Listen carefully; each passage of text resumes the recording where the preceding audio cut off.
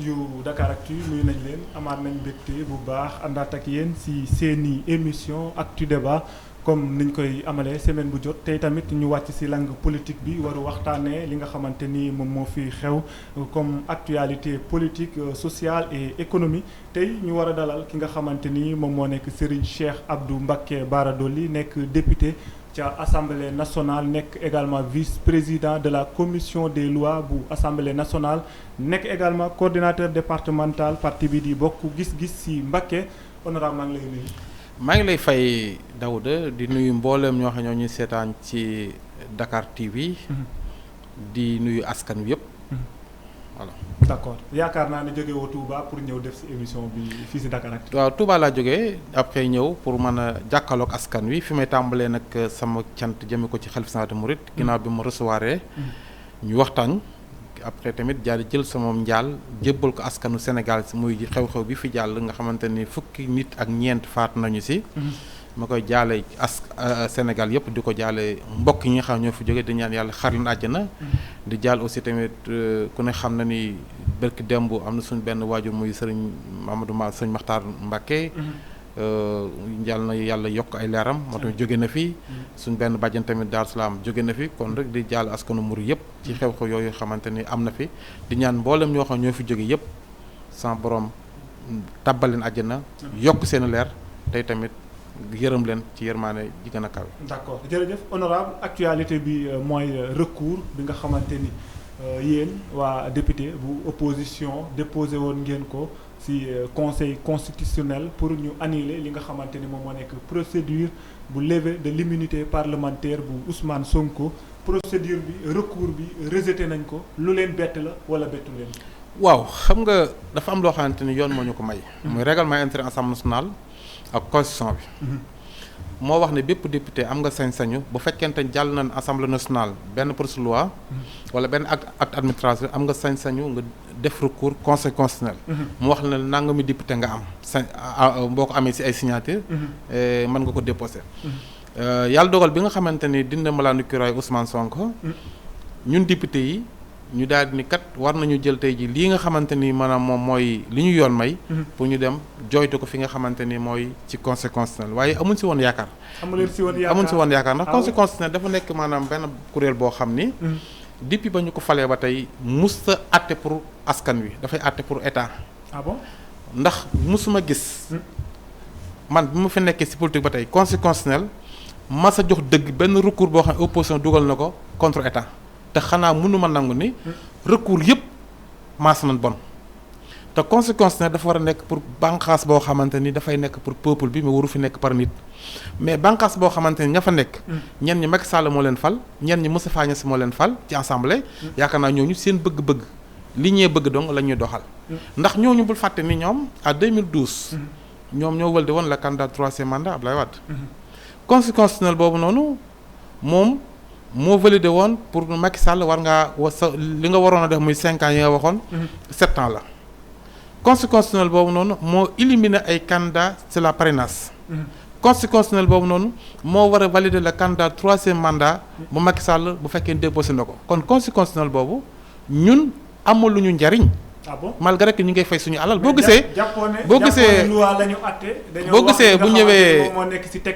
gisee bu ñëwee assemblée nationale bis sa conseil constitutionnel assemblée nationale opposition du nga ko wate kenn du ko wate oui bis sa conseil constitutionnel kenn du ko wate assemblée opposition bi ndax pour ñoom kuréelu goo xamante ni ñan fa nekkal jëruñu leen di fay ñoom lañ sukkandiku ni ñoom ci leen resté suñu requête mais am na loo xamante ni ñoom ñoo ko war a dem laaj ko assemblée nationale bu fekkee dafa délivrer ñun bu ñu laajee requête bi nga xamante ni moom la ñu assemblée nationale war a jox muy délibération ñoom dañuy lànk danaa justice leen ko moo ko ñoom ñoo ko war a laaj léegi justice bi ko war a laaj bu ko nangutu laaj ba pare bind ni maanaam li bi ngeen déposé boolewuleen si li loolu dafay nuru sabotage ñun duñ ay cuune ay député la ñoo xam askan wi ñu fal ñoom dañ leen a nommé te xam na ni seen mandat au plus tard 2024 dafay jóge ndax bu ñu gañee assemblée nationale dañuy tas conséquence jël yeneen siis yóbbu foofu noonu. d'accord loolu dinañ fa ñëw peut-être yeggaguñ 2024 dinañ ci ñëw mais yaa ngi naan amu leen ci woon yaakaar ba pare ngeen déposé ko c'est un problème. waaw xam nga yoon dafa am loo xamante ni ñàkk yaakaar ak lu yoon may bokkul c'est-à-dire mën nga déposé loo xamante ni yoon moo la ko may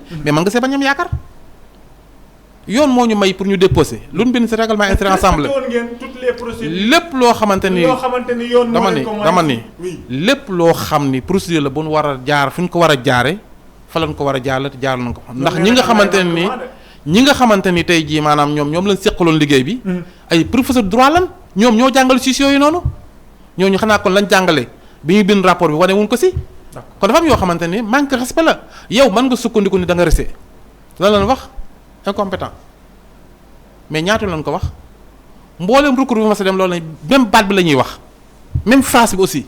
c'est un problème alors. c'est un problème bu rëy nga réew mu takk. conséquence sa bokk sa lu ko taal. d'accord honorable ñu bëri jàpp ne tentative de manipulation de l'opinion publique moom ngeen nekkee ci assemblée nationale yéen député opposition bi depuis bi nga xamante ni crise bi éclaté na ñu tuddee ko crise boo xamante ni.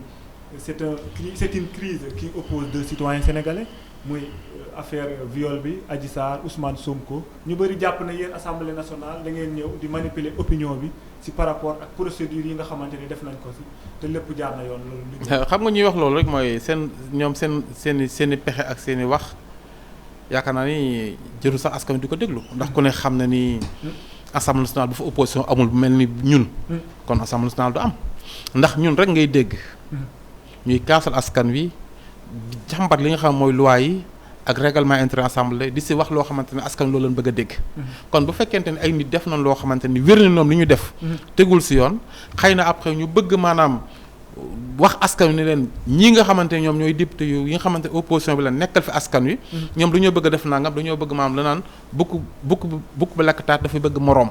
ñoom fi leen askan wi teg ñoom lañ bëgg askan wi teg ñu foofu te mun ñoo yam ndax ñoom dañoo nekk député Macky Sall ñun ñu nekk député peuple bi loolu mooy suñu différence lépp loo xam ne wax nañ ko assemblée dañ koy teg fu wér dëgg askan wi nga xam ñoo ko war a xam ñu xam ko ngir ko jar ñu askan sommet de la vie lan moo ko jar ci àddina mais non pour des intérêts politiques déedéet intérêt politique pour fan ak pour lan bu fekkente ni tey ji ñëw nañu règlement intérieur assemblée nationale wax ne les commissions ad hoc article 34 article 52 article 41 article 44 leen lu nekk di see wax maanaam ni ñu dina balaa nu kira ak commission yi ni muy tëddee ñu ni commission bu nekk war naa mën nanga bu si ay membres démissionné dañoo war remplacer membres yooyu noonu am na ay membres yu démissionné mais ñoom lu jaar woon mooy ñu jël ay membres remplacer leen continuer seen liggéey mais defuñu loolu buñ defu loolu membres yi xamante ñoo manqué mun ñu maanaam valider ci loo xamante ni tey ji matul indi nañ ko plénière wax nañ fa lan fa war a wax ñoom wote jot na ñoom wote nan lan mën a def ñun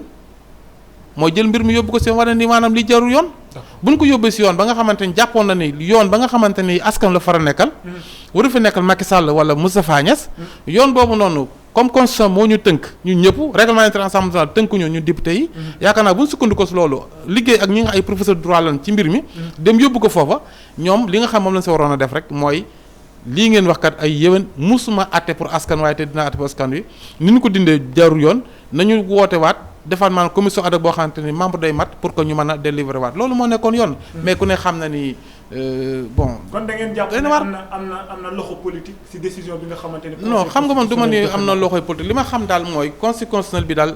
délivrer pour askan wi dafa délivrer pour ay nit. nekku fi pour askan wi. déedéet pour Macky Sall la fi nekkal. le problème la de honorable. oui dans un état de droit. nekkul fi pour askan wi taxaw ba ne conseil constitutionnel. nekkul pour askan wi ndax askan wi mosulu soxla lenn conseil constitutionnel jox ko ci dëgg. est-ce que c'est pas parce que loi bi la ñuy wax. non xam nga ñun li problème mooy éducation ay loi la ñuy appliqué. dafa am loolu xam soo xamante ni ñoo xamante il faut ñu bàyyi ko xel xam nga loi yëpp.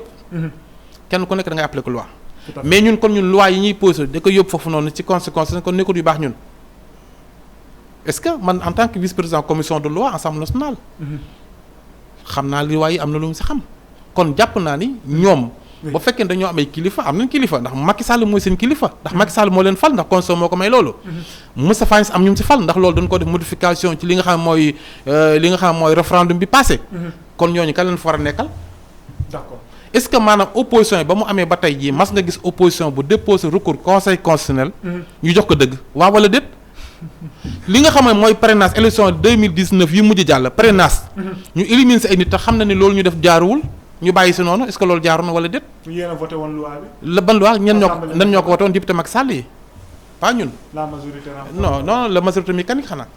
d'accord honorable rejeté nañ seen i recours lan ngeen fas yéene def. li ñu fas yéene mooy dañuy continuer combat bi.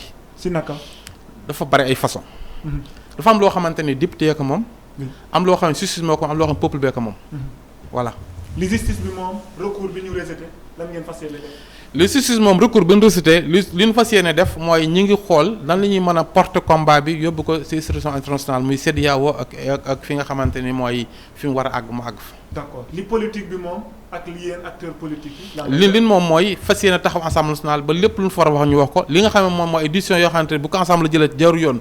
si jël ko jaru yoon askan wi nga xamante maanaam moo yiim ñëpp moo war a jël ay décision. d'accord honorable actualité bi aussi mooy week-end politique bi ñu gis ci dëkk bi ci week-end bi ñu génn pratiquement ay meeting la ñu gis un peu partout ci Sénégal dans les régions et dans les départements yow en tant que acteur politique.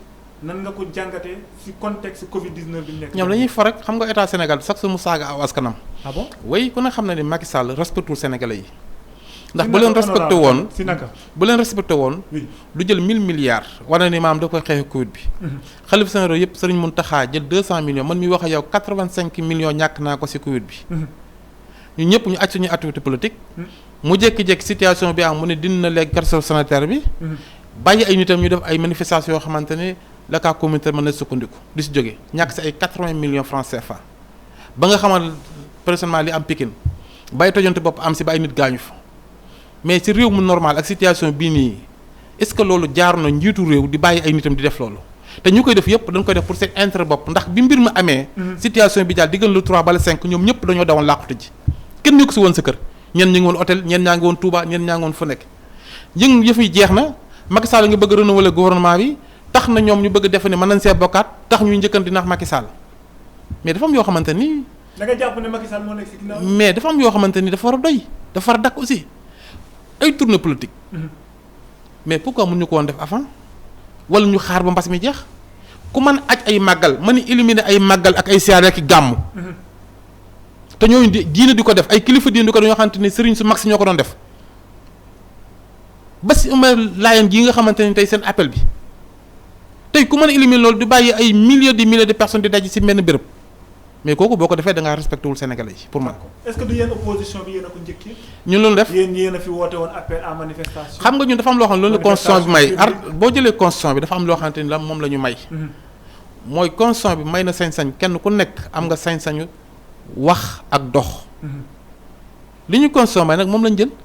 bi ñu ko defee gis nga situation bi na fa amee. mooy Macky Sall d'accord non même bu dee contexte bi. xam nga constitution amul contexte ndax contexte dafa ñëw ba dab ñu te day jeex. bu fekkente ni constitution bi muy wax ak bi ñuy bind kenn xaraatoo ne lii dana fi am ñun mënuñu ñëw maanaam di constitution bi la mu ñu mayoon lii moo tax mayoon ñu ko wala mu xañoon ñu ko ñun dañuy sukkandiku ci constitution boobu rek. mais constitution bi contexte bi Covid 19 la aaye nañ tout ce qui est rassemblement. xam nga dama ne xam nga li nga xamante ne mooy loolu du loi arrêté la. loi moo ëpp dool loolu constitution moo ëpp dool ay arrêté ñun bu on constitution taxawee loi taxaw faalewul arrêté ministre voilà. le problème la de honorable. oui bu ngeen nekkee ci réew. di woote dama ni dama lay xamal mooy bu fekkee loi taxaw na ñun. wolof nee na moom booy bu loi taxawee. bu loi taxawee. ñun respecte loi moo ñu gën respecté arrêté ministre ndax loi moo féete kaw lépp. mais pandémie Covid 19 bi. mais pandémie Covid 19 bi. ngir aar nit ñi aar askanu Sénégal. président Macky Sall loolu rek waru leen woon poussé tey. Macky Sall mi njiitu réew mi seeni manifestation moom mi nga xam mooy njiitu réew mi.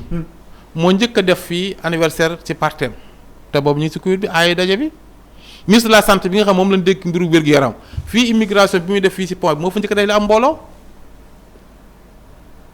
ñu toog ñun benn activité politique ñun man parti bi ma bokk la bokk gis-gis. benn activité politique boo xamante depuis ba nga xam ne tàmbaloon ko 1 an ak léegi. dañoo suspendre suñu activité ngir la pour respecter mooy mesures barrières yi. respecter tamit sénégalais yi. mais bu ñu demee ba nga xam situation bii am na nag ci faagaagal démocratie moo waral contexte bi pour nit ñi mën a génn mais tëbu tëb rek ñu dañuy woote manifestation am na lu ko waraloon am na fu mu jógee aussi. voilà d'accord honorable yaa ngi koy wax am na lu ko waraloon mooy événement yi nga xamante ni moom moo am ci réew mi ci semaines yi ñu génn ñu dem ba ñuy compter fukki nit ak benn. ñoo xamante ak ñeent bul ko wàññi. ñeent ñoo xamante ni peut-être ay chiffres la. yoo avancé jot na ñàkk seeni bakkan ci ay manifestation li ni mel te mu jóge ci ay acteurs politiques doy na waar. waaw paas na doy waar ndax loo xam ne mës am Sénégal ndax même 2012 li gaa ji di faatu nii faatuwul woon. te jàpp ma ni fi lay yem. ndax am na ñu bari ñoo xam ne dañoo gaañu yu métti ñu ngi ci hôpital yi. naqaru leen situation boobu kenn àndu ci aussi tamit mais xam nga dafa am yoo xam ne bu jotee il faut que ñu citer responsable fi mu ci loolu lañ war a nekk. mooy il faut ñu def ay enquêtes. ñi faatu lan moo leen rey. ndax la ma waxoon rek ñun pare nañ pour jël yëf yi yóbbu ko CPI. Cour pénale international ndax fukki nit ak ñeent yi faatu. il faut que ñu xam ni dafa am ñu leen faat ñi leen faat yooyu nag ñaar mën a am mooy état enquête ba xam ñooñu mu teg leen loxo. wala ñun ñu ànd suñuy avocat jël li nga xam mooy rapport médical yi nga xam ne def nañu ko ak autopsie yi. ñu boole ko ak yi nga xam ne mooy plainte yi nga xamante famille yëpp déposé bind nañ ko pour que ñu jël ko ànd ak ñi war a àndal pour yóbbu ko CPI te loolu ñu ngi si liggéey incha allah heure bu àggee bu ñu ko war a déposé danañ ko yëgal askan pour ñu déposé mais ñu ngi si liggéey boobu noonu. ndax aussi mënuñu nangu ñu faat ay doomu aadama yoo xamante dañ koy bàyyi nii rek ci loo xamante kenn xam lu mu doon te bu ñu ko bàyyee nii fii ba 2024 situation dëkk bi kenn xamul nu muy leen. te bu ñu ko bàyyee ëllëg mën nañu faataal ñeneen ñu ëpp lii kon jàpp naa ni dafa war a dakk dafa war a doy. il faut ñu respecter le calendrier électoral yi. respecter peuple bi respecter conseil ak loi yi bu ko defee askan ma nekkaat seen jàmm ñu may leen seen avis comme ni ñu ko defee nii. ragaloo li leen conseil constitutionnel def cour pénale def leen lu ko gën. mais ban àgg sax xam nga conseil constitutionnel nee naa la ay nit leen fal. Cour suprême fal ñu leen jëkki di jël ay décisions rek. dama ne conseil constitutionnel décisions yi ngay jël doo xalaat conseil constitutionnel bu Sénégal. ak loo xamante dama ne conseil constitutionnel bu Sénégal. dama la wax ne ay nit ñoo leen tànn ñoo leen fal. ñoo leen nommé. mais CPI yi nommé woon leen te duñu sénégalais duñu africain aussi. da nga jàpp ne CPI moo gën a indépendant. mais bokkuñu sax lu tax ko jaaxle dem CPI. c'est pas un problème. ah ban problème boo demee yow nga nekk acteur politique di aspirer à la magistrature suprême. oui booy dem di comparer. mais cour pénale internationale kenn ku ne la nga gis ngay wax rek man la ma gis laa wax cour pénale internationale ñan fay àtte ñëpp dañ leen a àtte ci seen fee yi ñu def. cour suprême mus ñu maanaam déposé benn recours ci jamonoy 2012 ba fi may wax ak yow mu jox ñu dëgg léegi après loo mën a wax li nga gis ne est-ce que da nga ko gis da nga ko comparer li nga xam ne gisuloo ko. c'est pas la même chose. est-ce que kon duñu amener à chaque fois ñuy wax ci wàllum suñu justice dafa am problème. non amul indépendance justice bi amul indépendance. justice bii nii. non te muy rendre ay. amul indépendance justice bi amul indépendance. honorable ndax parquet kan moo ko yore parquet. dafa amul indépendance. parquet kan lay dama ni parquet justice ci parquet la bokk. parquet kan moo koy lif ministre de la justice. ministre de la justice kan moo koy lif président de la république te dégg nga ne président de la république nee na am na ay dossiers yoo xam ne moo teg loxoom. bu ko neexee mu bàyyi ko mu jàll bu ko neexee bañ ko mu jàll mais dama ne xam nga maanaam buñ ne xam nga buñ ne xam nga buñ ne justice amul indépendance dafa am ñu tax ñuy wax mais waxuñu ñëpp. d'accord mais am na si ñoo xamante ni la ñuy dox mooy la neexal nguur gi moom la ñuy doxal ndax tey jii bu neexoon procureur de la république. yow mii di wax ak yow mu fekk la fii ne la kaay ma yóbbu la. laaj ministre de la justice laaj président de la république. mais bu fekkee ma def dara. même boo deful dara am na sañ-sañ bi ndax procureur de la république bu ko neexee mu jàppal par doo xool loo def du créé ngi ne bi ñu topp Karim Wade est-ce que du fekk na mu def dara dañ ko téye par dem wuti laaj ko épreuve ak yeneen dafa am loo xamante ni. il faut que ñu jéem a xool nan la ñuy réformer justice ba parquet bi ñu génn ko ci li nga xam mooy ministre de la justice bu ñu bëggee justice gën a am indépendance. ndax parquet lépp lu neex nguur gi ci loolu lay dox lu neexul nguur gi du ci dox tey bu fekkente ne am na adversaire politique boo xam ne sax condamné nan ko wala maanaam téye nañ ko moom bu neexee juge bi mu bàyyi ko liberté provisoire mais bu neexee procureur de la république bi nga xam ne Macky Sall moo ko fal ak ministre de la justice mu opposé bu ko defee kooku day toogaat ci kaso bi est-ce que loolu jaaru na wala jaaruwul.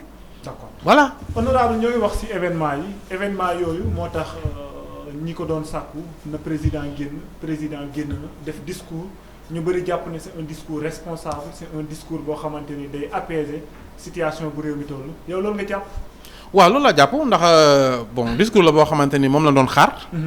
ndax ginnaaw bu ministre mi defee ay tooxi doon ak ay tojaanga muy ministre de la justice ak ministre bi nga xam mooy ministre de l'intérieur ak ministre des affaires étrangères ku ne xam na ni dégg nañ seen discours muy discours yoo xamante ni jàpp naa ni bëgg seen poste warul tax ñuy wax discours yoo xamante di ko jable ci Sénégal yi ay doomi Sénégalais la ndax tey ji ñoom ñooñu ñi nekkoon ci mbedd yi di kii kenn ku nekk tey bu sa doom bokkoon doo ko waxee noonu ndax ñoom am ñoo xam seen doom nekku fi ñi ngi bitim réew ñi nga xamante ni tey moo xam ne ñoom ay violents leen ay terroristes leen xamuñu dara yaakaar naa ni loolu jaaruwul ci ministre de l'Intérieur taxaw di ko wax. ba démb rek yaa ngi dégg ministre de la justice li nga xam moom la wax ci pël xaw ma pël la xaw ma. tukkulóor ci wax ju grave joo xam ne wax na ko en tant que ministre de la justice. ngir lan ngir jéem a sowe sa poste ngir jàpp nga ne bu la renouveler dañ lay ndax moo gën a nilaat si ministre de la justice yi fi jaar yëpp. loolu bu fekkee am na ministre affaires étrangères nga dégg maanaam France 24 mu taxoon dafa am yu culture yu nekk ci ginnaaw xale yi mais vraiment jaaxle na Sénégal googu noonu. kooku dafa yàq ma image Sénégal. ah bon ministre affaires étrangères. dafa yàq image Sénégal. ndax kàddu googu mu wax noonu. c'est très grave. ndax en tant que ministre des affaires étrangères yi nga xamante yow da nga war a dalal. bu la laajee nga ne suñ dëkkat xale yi ñoo doon kii mais jàmm rek moo fi xew yow ngay gën di jël maanaam diw di ko sottiwaat si sawar si naan ay culte noonu seen ginnaaw ay touristes ay nangam naam mais yooyu saaga la sax man bu ma doon Macky Sall bu ko waxee suba dama koy dàq. jàppoo ne état am na ay renseignements yoo xamante ni yow amoo ko. xam nga état am na ay renseignements. mais renseignements yu mën doon li nga xam askan wi ko gisandoo. yéen ñii ngeen wane ko. télévision yi wane ko ba jën ñu dagg seen signal. yaakaar naa loolu kenn gënu ko mën a gis keneen. kon am na ñoo xam ne xale yi génn. li tax ñu génn dañoo sonn dañoo xiif dañoo mar dañoo yàgg foye seen alal te gis ñu ci seen bopp. ñoom ñëpp génn président de la République malgré que nee na dégg na seen i doléances. mais dégg na seen doléance nee na dañ jël 350 milliards francs CFA. pour jàppale ko fii ak mandat di jeex ndax xam na ni moom du defaat troisième mandat. ndax fii ak sama mandat di jeex la wax. léegi bu fekkente ni wax na loolu. mooy wan na ni fa mu mën a yem si xale yi mooy lii mais pour man loolu dafa tuuti. 350 milliards dafa tuuti ndax xale yi. au moins waroon jël si biir Sénégal 30% ci biir sa bi. jox ko xale yi ndax loolu mooy li jaaru mais bu fekkente ni tey jii wax na loolu 1000 milliards yi jaaroon fi kenn ku nekk gis na ni ñu ko doxalee jaarul yoon. ba tey Assemblée nationale mi ngi laaj li nga xam ne maanaam mooy xaalis bi fi ñu ko jaar ba léegi amagun tontu. gis nañ aussi tamit li nga xamante ni maanaam mooy situation mbas bi mu dikkee marché yi ñu fi lancé kenn xam nu mu toll. bañ na ba si li nga xam mooy 200000 doses yi nga xamante ni ministre de la santé waxoon nañ dañu koo may si Twitter am ginnaaw mu effacé ko wala dañu koo jaay ba man mii di wax ak yow déposé naa question écrit Assemblée nationale ba ñu jot naa tontu bi. ñu yónnee ko ministre de la santé. bind naa tamit ambassadeur Chine bi nekk fii pour laaj ko ba xam lan moo xam réellement ci li nga xam ne moom mooy doses yi. tontu yëpp bu ma ko jotee nag dinaa mën a wax askanu li nga xam ne réellement mooy li am mais gis nga naxee dafa war a doy te aussi loolu mu wax ni dana ko génnee. ñi ngi koy xaar Assemblée nationale ndax loolu mënut a génn tant que jarul Assemblée nationale ndax loi de finances rectificative lay doon. ndax 150 milliards. ci 4500 milliards yi nga ko joxoon.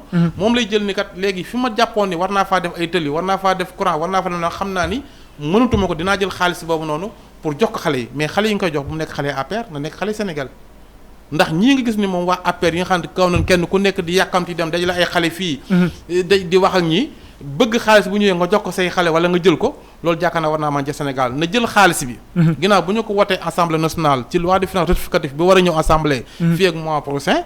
na jël xaalis bi wax gouverneur mu recenser xale yi kenn ku nekk formation ak métier ba nga war a def wala proposition bi ma leen joxoon assemblée nationale mooy département bu nekk ñu dugal fa fukki milliards francs CFA par département. muy 45 départements. loolu bu ñu ko defee def ay dak yoo xamante ni dañ fa jël ay xale yoo xamante ni ëpp juróom benn téeméeri xale par département. xale bu nekk ñu lay fay ñaar fukki junni par weer ngay dem di yor sa waa kër du tee ngay xëy di bay. ñëw si ci mbay mi ay kaar yi la jël. loolu bu ñu ko defee la fay ñoree ku si néew dañ mën a yor Sénégal di ñu diggaan dara ba pare xale dina am liggéey. d'accord mais su demee ñu autocrate jël borom mi xam-xam si bànqaas bu nekk ka fa ëpp xam-xam mu jël ko teg ko si réew mi en 2024 mu quitté réew mi. ñun ñëpp ñu signé ni opposition bi bu fi Macky Sall jógee kenn du ko topp ndax tey jii may wax ak yow ci loolu la ñuy nekk. maa ngi si maanaam pour formulaire bi ñu ngi koy defar. pour que opposition bi yëpp ñu def signature pour que bu fi Macky Sall jógee ci réew mi en 2024 kenn bañ ko topp ak jabaram ak ay doomam. yaa ngi koy proposé si biir opposition ci biir opposition bi. est-ce que loolu jàpp nga ne dina sotti. dana sotti danay am. ah bon waaw day am. am na ñu fi nekk de ñoo xamante ni. tey dama ni day am laa la wax. Macky Sall ñun ñi nga xam ñoo ne si opposition bi tey jii war a xëccoo 2024 pare nañu pour signer benn impact boo xamante ni bu fi Macky Sall jógee 2024 duñ ko topp ci yoon moom ak jabaram ak ay doomam. mais yow honorable on a l'impression que da nga génnee Macky Sall si seen politique bi déjà. mais 2024 du bokk. ah bon foo ko teg mais yoon moo ko mayewut kenn amul sañ-sañ ñaari mandat def lu ëpp ñaari mandat yu tegaloo. mais problème bi mooy est-ce que ñaari mandat la nekk wala. ñaari mandat nekk léegi mandat bu njëkk foo ko bëgg a def loolu kon du mandat lan la woon sport. am na ñu dégg ñu naan Covid bi war na mën a annuler li nga xamante ni mooy mandat bi. ñoom dañoo war dem tëgg ay lam ay combat quoi xam nga ko tëgg combat perte ko dugg ci politique moom. kon da nga jàpp ne Macky Sall 2024 mënatul bokk ci jongante Macky Sall 2024 dootul bokk ci candidature yi wut nguur gi loolu maa la ko jox fii mu wér. bu persister bokk ci honorable Macky Sall du bokk ci candidature yi pour 2024 du nekk candidat élection présidentielle 2024. da nga ci waxtaan ak moom. Macky Sall du nekk candidat. da nga ci waxtaan ak moom honorable li ma la wax daal. jox naa la ay dama garantie bëgg am lu leer honorable. Macky Sall da nga waxtaan ak Macky Sall si loolu. Macky Sall wala da nga waxtaan ak ki ko jege si loolu. Macky Sall du wala da nga nekk waxtaan ak waa famille si loolu. candidat à 2024 élection présidentielle. Macky Sall dafay dem foo ko teg fi ma ko teg xam naa ko te fu wér la Macky Sall du bokk ci candidat yi. dafa am deal bu ngeen teg waxtaan ci ba pare. man daal li ma lay xamal nga ñëw di avancer propos si plateau bi wala lan la. Macky Sall oui. mii nekk président de la République 2024 du posé candidat. waxtaanee nañ ko ba pare. man daal li ma la xam naa ko. waxtaanee nañ ko ba pare. li ma la wax daal xam naa ko. est-ce que bokkoo si ñiy deal. man daal kan laay dilal. li ngay wax nii. li ma la wax dama ko xam. preuve yi nga am nii. bu wér est-ce que bokkoo ci benn genre deal boo xamante ne da ngeen ko teg. deal pour kan pacte bu ñu noté. pour kan nit ñaa ngi koy wax am na pacte yoo xamante ne ñoo ngi koy signé si suuf pour 2024 Macky Sall génn jox benn si waa opposition bi. est-ce que yow bokkoo si ñooñu noonu di signé pacte boobu honorable xamal daal ñun pacte bi ñuy pare pour signé ko mooy du ñu topp Macky Sall ak jabaram ak ay doomam. waxtaan ngeen ceeg Macky Sall. pacte boobu daal danañ ko teg nañ ko moom. waxtaan ngeen ceeg Macky Sall. pacte boobu teg nañ ko te Macky xam na ko. waxtaan ngeen ceeg moom. dama ni teg nañ ko te Macky xam na ko. kan ak kan si opposition bi ñoom ñoo signé pacte boobu ñu ngi si incha allah te pacte bi moom dana leer. ñaata parti opposition. yi nekk si opposition bi yëpp danañ ko signé. y compris Ousmane Sonko. ñëpp laa la wax. ak Ousmane Sonko. ñëpp Thierno Alassane Sall. ñëpp laa la wax. danañ signé pacte boobu noonu pour Macky Sall kenn du ko topp duñ topp jabaram duñ topp tamit doomam. ak coow li nu mu bëree yëpp honorable ban coow ñuy dem di rëy doomu Sénégal. kan moo leen rey ñoo xamante ni duñu sax doomu politicien. kan moo leen rey nga toog di ma wax ay révélation yu mel nii. kan moo leen rey ministre de l'Intérieur. ah oui wala kan moo yilif armée bi kan moo yilif policiers yi kan moo yilif gendarme yi kan moo leen yebal.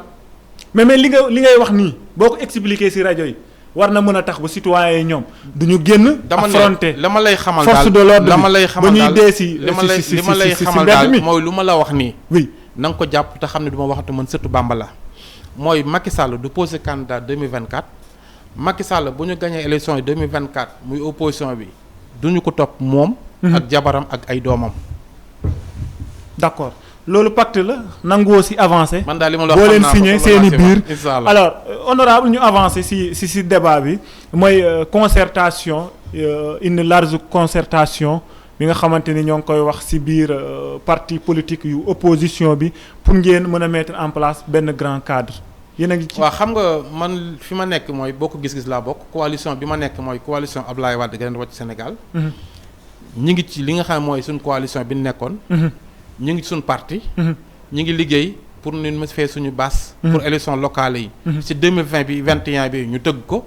2022 ñu def élection législative 2024 ñu nekk candidat bokk gis-gis pour jël réew mi ñun loolu mooy suñu programme. parti bokk gis-gis. waaw loolu mooy suñu programme ñun. d'accord ci foofu la nekk aussi. d'accord cadre concertation yooyu noonu ñuy wax. ñun cadre bi ñu nekk mooy cadre FNR lañ bokk.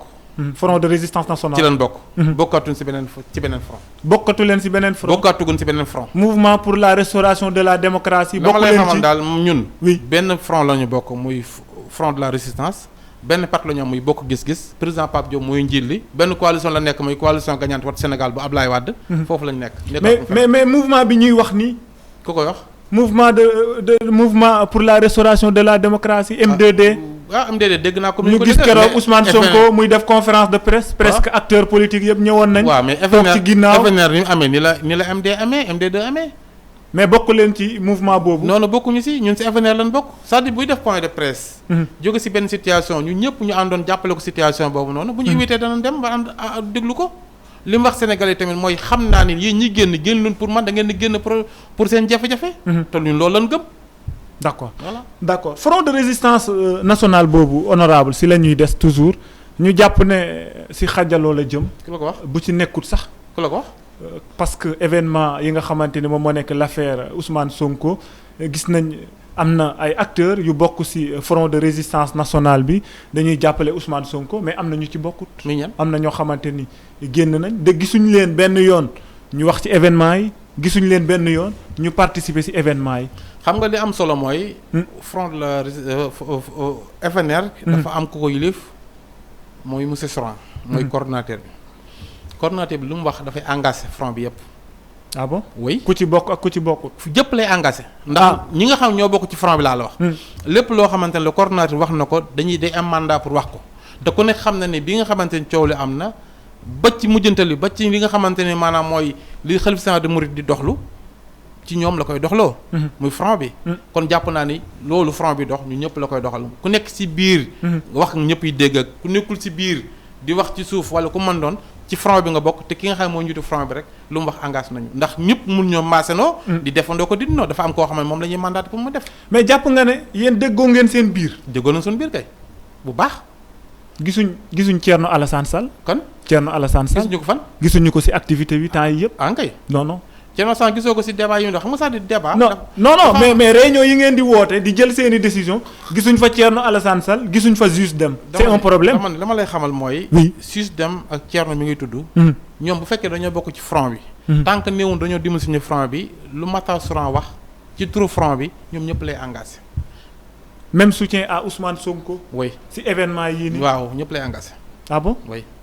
bu fekkee ne ñoom seeni position mooy li ni mel engagé wu leen. muy comme yéen. appel yi nga xamante ni ñoo ngi koy wootee jëmale ko ci situation politique bi engagé wu leen. nga mën a jàpp ne. muy comme ñoom Alassane Thierno Alassane Sall. mu ne engagé wu leen. bu fekkee ne ñoom li ngeen di woote ñoom. engagé wu lan la ñuy woote lu démocratie respecter calendrier électoral jox askan wi liggéey ak xale yi respecter kilifa diine yi fonk seen kaddu. def élection yi 2021. élection législative 2022. élection présidentielle ñu tëgg ko te Macky Sall du si bokk loolu mooy suñu engagement amul leneen. d'accord ñun li ñuy xeex mooy. respecter le calendrier républicain.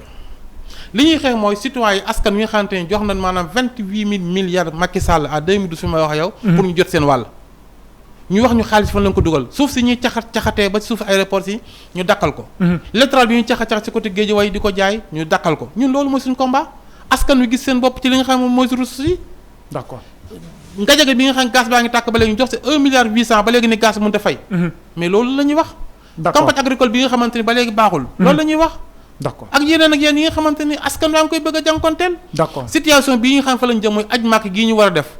ñu ne léegi maanaam képp ko xam ne yaa ngi dem màkka da nga def maanaam test Covid 40 000. booy dem mu yokk ci sa billet. boo ñëw nga defaat test Covid 40 000 muy 80 000 francs ci koo xamante sóoraale woo ko loolu méttiwut. bien sûr ñu loolu lañ bëgg a wax te loolu la ñuy wax.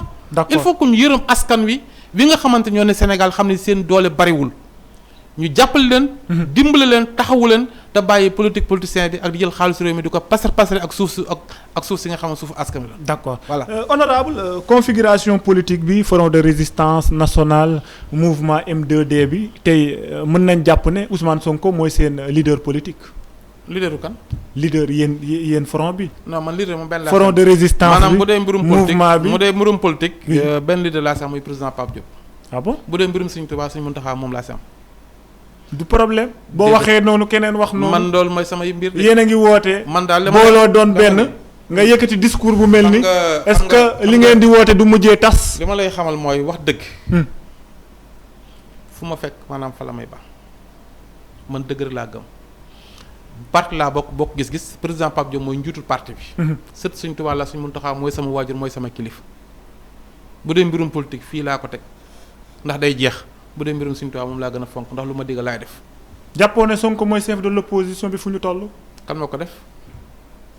événement yi ñu génn. événement yi ko yéen acteurs politiques yi. non xam nga événement yi. yéen a ñëw bootu ci ginnaawam. non xam nga événement yi ñun discours yi ñu seen leen ci ginnaaw écran bi ngeen toog. xam nga dafa am loo xam ne moom mooy wax mooy décider. dama bëgg nga bàyyi xel bu baax li ma lay wax ni situation le 3 mars. oui ak situation le 23 mars daanaka ñoo yem ku toogoon sa kër doo gor ndax dañ doon faagaagal bis boobu démocratie. gas ko suul. loolu moo tax ñu génnoon pour def combat démocratie li ma ci waroon a wax lépp ma wax ko la ma ci waroon def ma def ko pour askan wi mën a xam c'est un combat démocratie. li fi xew nag ci booba. bu dee mbirum yàq yeeg yi ñu faree ñu ñëpp ndaxal na loolu ndax yaakaar naa Sénégal fi mu toll. yàq yi ñu fi yàq ak li ñu def fii ci réew mi ci ay taal yëfi jàmbur kooku kenn andu si ci ku normal. bu dee nag loo xamante ni démocratie la du ñu nangu ñuy faagaagal adversaire politique. comme ni ñu ko defoon ci Karim Wade def ko ci Khalifa Sall ba ko def ci Ousmane Sonko ñun ñëpp ñu bokk toog xam ne bu ñu pare woon ci Ousmane Sonko suba si man mii la ñuy jëm. kon loolu jaar na pour ñu toog non dañuy def combat bu combat bi jeexee nag ba nga xamante ni li ñu war a am nañ ko démocratie bi respecté nañ calendrier bi. li ñu war a def yëpp def nañ ko kenn ku nekkaat sa parti dem di liggéey di wax nga sa base pour noo faluwaate. jàppoo ne daal leader de l'opposition am ngeen ko fu mu nekk nii mu nekk kenn mu piloté opposition bi honorable opposition moom bu ñu dee wax. le chef de l'opposition man mi maay leader de l'opposition man maay chef de l'opposition. ah honorable dëgër nga fi de. ah oui. gisuñ la benn activité affrontement demal si biti nga tànn nga maanaam nga def sa micro-trottoir. feuilleton bi Ousmane Sonko traversé woo ko. ban feuilleton. ban feuilleton. mobilisation yi ñuy gis mu koy def muy drainer ay foule gisaguñ la nga drainer ko li am solo mooy. li ne si xolu askan wi. tey jii bu ma soxla woon wala ma jóg ni mbooloo laay wut. dinaa am mbooloo Ousmane Sonko li ko daloon. ak li nga xam moo la ko bëggoon def ñun ñii ñoo génnoon ñun ñëpp ñu ànd si ñu ko du fi amee mais. oui du tee nag du tax ka nag moom mooy suñu chef non non jamais du suñu chef. nekkul chefu opposition déedéet du chef opposition. acteur politique yi analyse yi yëpp taxaw ne oui xam nga ñoom. vu la configuration politique. dama ni ñoom ñiy wax noonu Sonko reste et demeure. fu nekk analyse politique nii le chef de l'opposition bu Sénégal ñoom dañoo toog ci ay table télévision di wax seeni wax. yeneen ñi nga wax ñooñu. ay benn nit lañu yoo xam ne dañoo créer seen i mouvement amuñu maanaam ñaari nit ñuy wax seen i wax mais ñun ñi am suñu parti. am juróomi député assemblée nationale mën na gagné Touba à 150 000 voix. duy caaxaan te sama loxo laa ko teg. Ousmane Sonko moo ñëw 3e ci élection présidentielle. waaw loolu nangul nañ ko nga bokk koo xañ. honorable jamais de la vie. kan moo ko xañ Ousmane Sonko sama xarit la kenn xaju ko loolu. loolu rek waru tax nga ne loolu rek waru tax nga reconnaître mu nekk chef de l'opposition bi. non non reconnaître du ma waxuma dëgg.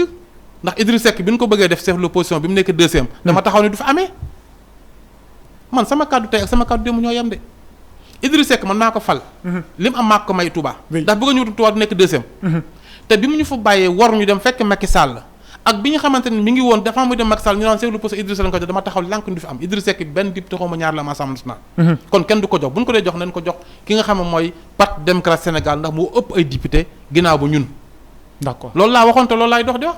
d'accord moom ngay wax ba tey tamit. dama ni comme Idriss Seck discours boobu ngay porté ba tey tamit moom laay porté ba tey bu fekkente ni maam dañuy joxe chef de l'opposition dañ ko yóbbu jox ko parlement bi muy Ablaye Wade.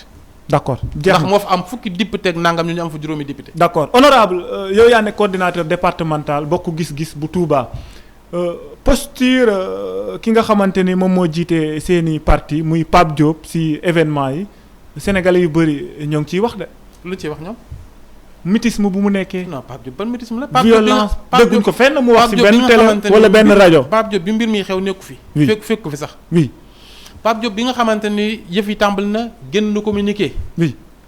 naqarlu ñaawlu. mais communiqué est-ce que Pape Diop moo ko bind signé ko honorable wane soldat est-ce que moo ko bind signé ko laa bëgg a wax bind communiqué bi Pape Diop moo ko ku nekk mën na bind communiqué ci parti nga signé. dama ni man daal li ma lay wax nii. oui dama bëgg bu ma la waxee nga gëm ma.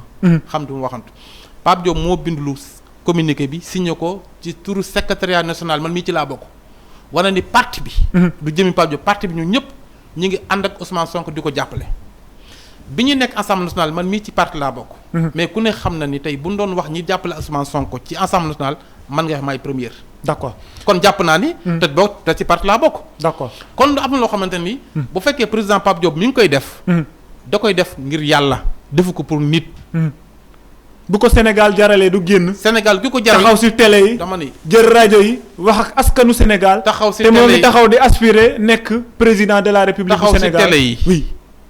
lan lay wax askan wi lu dul li mu wax mooy bu leen yàq bu leen manifester. mais bu ñu ko déggee ci baatam gënul neex. honorable mais yow li ngay waxee Pape Diop bu toogoon nii di wax nii du gën a neex. Pape Diop li mu bind. oui ak li muy wax ci gémmañam ñoo yam bind wax ñoo yam du yéen yi bind jàll ngeen ko am ngeen ko yéen pourquoi yéen mënu leen ko woon teg comme ni mu ko teg ngeen càmbar ko pour askan wi mën a xam loolu lu da ngeen nëbb ko pare bëgg a tubaal Pape Diop. Pape Diop nit la koo xamante ni kenn mënu koo tax. jikkoom ak fi mu nekk nga sensé ko. d'accord ku ne xam na ko ci dal. yar ak bëgg réewam. Pape Diop nekk na fi président assemblée nationale nekk président Sénat nekk maire Dakar. nekk numéro 2 ci parti xam état. te bi ñu ko wooyee mu dem kër yi est-ce que dégg ngeen ko mu wax te maa ngi moom ñoo àndoon boobu. d'accord voilà d'accord ñu des Touba jeexal émission bi honorable presque émission bi jeex na quelques minutes moo des mais foog ñu wax ci Touba dafa mel ni da nga nekk en chute libre Touba yaa ngi commencé ñàkk sa aura Touba. sa base politique fu mu nekk nii il paraît que dañ la menacé fu mu nekk nii. Touba bu ma tuddoon sax gagné Touba bu ma tuddoon ne la ba nu subal élection ba ne gagné Touba. ah liñ dégg temps yi si rajo yi wane wu ko de honorable. foo ko dégg ak kan moo ko wax. temps yi yëpp ñoo ngi dégg. temps yan ay militants di wax. yan ne militants yow fu mu nekk nii kenn mënatu la gis Touba. waaw. sa leadership dañ koy contester. est-ce que du problème. xam nga dafa am loo xam ni xam nga Touba moom. oui li ma lay wax rek. mooy maa ngi leen di sant bu baax di leen gërëm. ndax waa Touba mënu ma leen a fay. ndax heure bu ma taxawee soxla jox nan ma conseil département.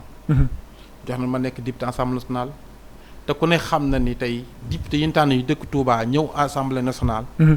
kenn gënuma see taxawal Touba. ci sama wax ci sama jëf ak sama côté si ñoom. heure bu mu waree dem Touba maa ngi dem Touba la ma war def dinaa ko def Touba. am na situation boo xam ne bi mu ñëwee muy situation mbas mi. ku ne xam na ni la ma sa war a taxaw naa ko si mais dama ajoon adversaire ma activité politique yi. li nga xamante ne am na si li nga doon dégg fan yooyu noonu ministre de l'Intérieur Antoine Félix Diome ci assemblée nationale. moom moo ma xamal mu ne ma sa parti temps yi dana am ñu la attaque ñu dëkk Touba kon xam naa ñoo ne seen ginnaaw ndax ñooñu ay APR yu nëbbutu lan. waa APR ñoo nekk si ginnaaw événement yooyu. loolu ministre de l'Intérieur moo ma ko wax man. publiquement ci assemblée nationale. d'accord mënuma sëñ Abdou fan yi da nga am lu dégg sa parti à Touba ñu lay attaqué kon ñooñu ñoom ñoo nekk seen ginnaaw pour lan loolu dañu koy def pour yàq sécurité. mais muñu sax maanaam yëngal ndax xam nga guy gu taxaw. du bant balee koy yëngal.